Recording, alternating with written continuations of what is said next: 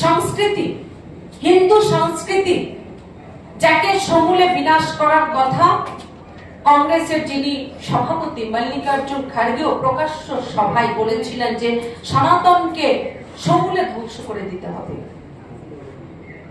আমাদের ভুলে গেলে চলবে না যে গেরুয়া, যার প্রতি এত অ্যালার্জি কংগ্রেস এবং অন্যান্য রাজনৈতিক দলের, বামপন্থী দলের, তৃণমূলে, সাপা, বাসপার, আমাদের ভুলে গেলে হবে না যে ভারতবর্ষের জাতীয় পতাকায়ও সেই গেরুয়া রঙই আছে। এত যখন অ্যালার্জি, তাহলে তো ভারতবর্ষের সে জাতীয় পতাকার গেরুয়া রঙকেও হয়তোবা কোনদিন কংগ্রেস পার্টি এসে বলবে সেটাকে পরিবর্তন করে দিতে হবে।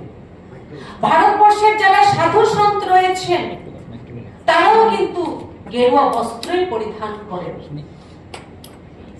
এবং মহাভারতের যে কৃষ্ণের যে রথ ছিল সেই রথের ধ্বজও গেরুয়া ছিল।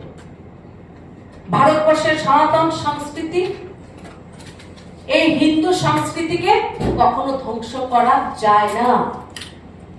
চেষ্টা প্রচেষ্টা শুধুমাত্র ইংরেজ নয়, শুধুমাত্র কংগ্রেস নয়, আমরা মোগল সাম্রাজ্যের সময় দেখেছি ভারতবর্ষের সনাতন সংস্কৃতিকে ধ্বংস করে দেওয়ার কিরকম প্রচেষ্টা হয়েছিল।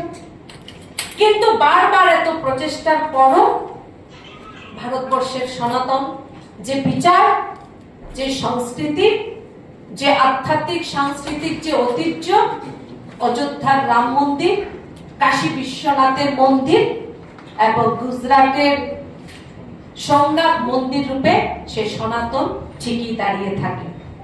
এবং আমি এই কথা বলে আমার প্রেস কনফারেন্স আমি শেষের দিকে যাব।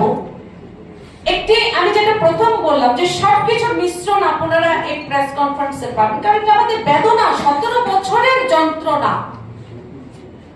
এই যে 17 বছর ধরে এই যে 7 জন যাদের উপরে বদনামে, কলঙ্ক, অভিযোগ আরোপ করা হয়েছিল, তারা তিলে তিলে জ্বলেছেন। ভারতবর্ষের 100 কোটি হিন্দু, বিশ্বের বাকি